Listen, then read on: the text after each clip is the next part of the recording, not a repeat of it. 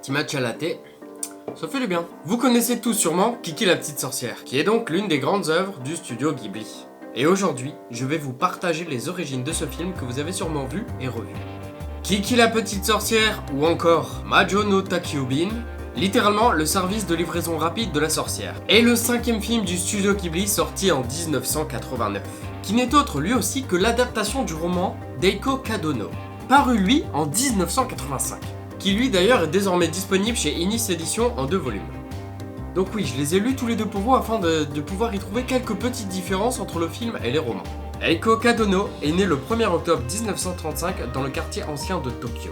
Kiki est son œuvre la plus connue et compte un total de 6 volumes au Japon. Passionnée de lecture depuis toute petite quand son père lui contait des histoires, elle a toujours lu et à 25 ans décide de partir d'elle-même au Brésil. Brésil d'ailleurs où elle se mit alors à écrire. Brésil est mon ami Luisino, qui parle d'un enfant passionné de danse et qui sortira lui 7 ans plus tard. Et elle a donc écrit et sorti Kiki à l'âge de 54 ans. Le film est bien une adaptation, ce qui est donc bien normal qu'il y ait des différences entre les romans et les films puisqu'ils adaptent les romans.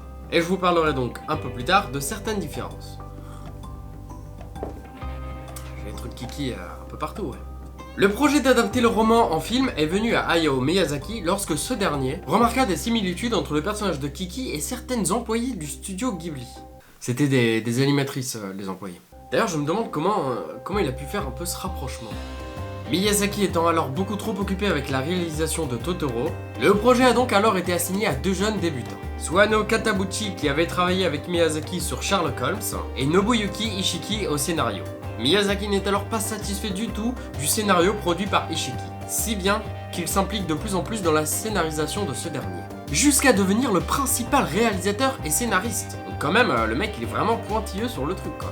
Tandis alors que Sunao Katabuchi, lui, reste alors en tant qu'assistant. Miyazaki emmène son équipe en Suède afin de s'inspirer du paysage, le film devant donc se dérouler dans un cadre européen. À leur retour, le travail débute sur le scénario, les croquis préparatoires et la conception des personnages.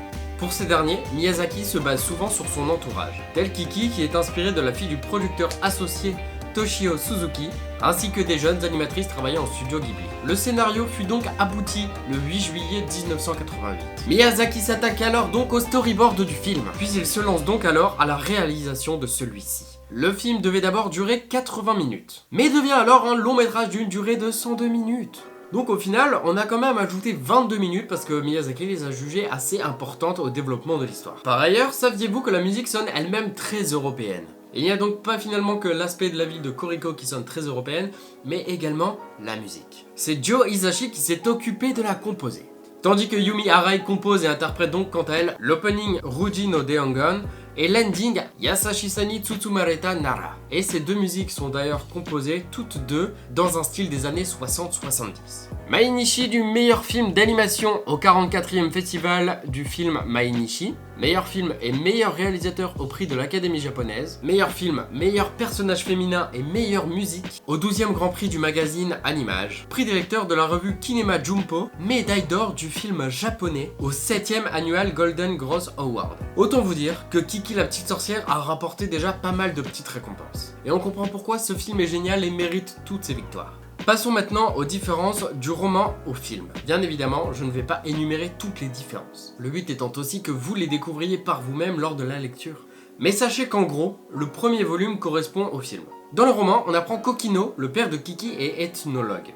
Il étudie les légendes et les contes folkloriques qui parlent des fées et des sorcières. Ils se sont donc bien trouvés avec la mère de Kiki. Kokiri est donc quant à elle une sorcière qui étudie donc les remèdes médicinales afin de soigner les divers habitants de la ville où elle habite. Contrairement à ce qu'on voit dans le film au début, Kiki s'est parfaitement volée. Elle avait en effet un peu de mal à voler mais quand elle avait 10 ans.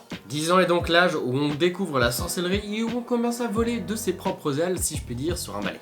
À 10 ans elle a donc d'ailleurs dû choisir entre soit devenir une sorcière soit devenir une personne normale.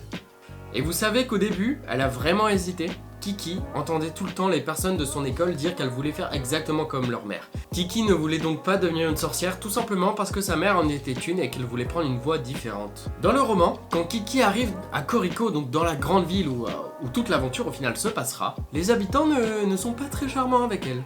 Et ils sont même un peu réticents au fait que Kiki vienne habiter dans leur ville car ils ont peur en fait que Kiki apporte le mauvais œil et leur porte malheur. Heureusement que tout ça change petit à petit quand on voit les prouesses que Kiki est capable de faire. Pareil, hein, quand Kiki arrive dans la ville, on voit qu'il y a énormément d'accidents, de trucs, d'infractions.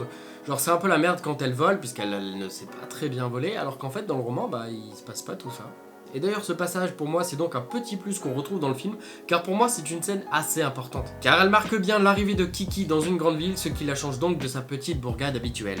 Osono, la boulangère, personnage que j'adore et que je trouve très attachant, donne naissance à sa petite fille, parce que oui, son bébé est donc une fille, au moment où Kiki en fait décide de lancer sa petite entreprise, et non au moment de la fin du film où on voit Osono avec le bébé dans les bras. Ça a été pour moi un petit choc quand j'ai lu le livre, parce que je me suis dit putain mais en fait il y a vraiment énormément de choses qui changent quoi.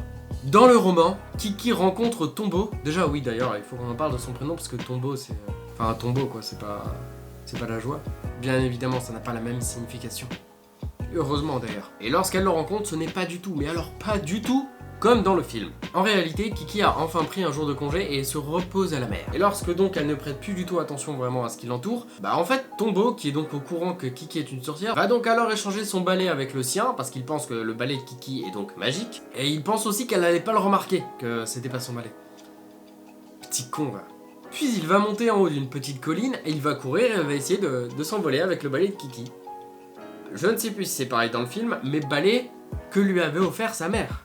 Point important, puisqu'en essayant donc de voler, il va tout simplement casser le balai. Le petit salaud là. On retrouve également dans le roman beaucoup de petites histoires. En gros, un chapitre dans le roman correspond généralement à une petite livraison de Kiki. Ce qui explique donc pourquoi le roman diverge du film. Et fort heureusement d'ailleurs, parce que je pense que ça aurait été chiant de voir énormément de livraisons de Kiki, et de livraisons dont on s'en fout en fait au final. Toutes les livraisons ne sont pas essentielles à l'histoire principale. Mais alors pourquoi le film a une fin si différente? Car oui, dans le roman, la fin n'est pas du tout la même. Tout simplement parce que Miyazaki souhaitait lui rendre le personnage un peu plus mature. Dans le roman, on découvre les petites amourettes de Kiki, donc on découvre les petites joies de commencer à ressentir des choses, des petites palpitations pour les garçons. On découvre aussi également vraiment toute la ville, c'est-à-dire qu'en fait on y découvre des personnages plus ou moins importants, les petites coutumes de la ville, on découvre même des petites villes aux alentours. Pour vous dire à quel point le roman est un peu plus riche que le film. Et dans le film, vous le savez donc bien évidemment, on découvre principalement les personnages qui ont un rôle essentiel au développement de l'histoire.